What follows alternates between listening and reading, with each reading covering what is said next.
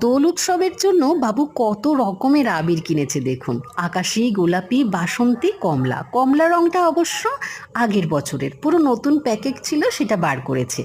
আর এই ঠাকুরের রেকাবে প্রত্যেকটা প্যাকেট থেকে ও কিছুটা করে আবির ঢেলে রাখছে ঠাকুরের জন্য। স্নান করে আমরা সবাই ঠাকুরের পায়ে আবির দেব।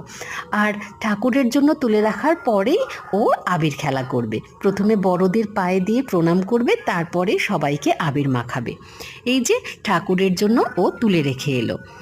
সেই সকাল থেকে বলে চলেছে কখন রং খেলা হবে, সব সময় পেরিয়ে যাচ্ছে। এখন কটা বাজে জানেন? সবে সকাল 10টা। আচ্ছা, বাড়ির সমস্ত কাজ ফেলে কি রং খেলা যায়?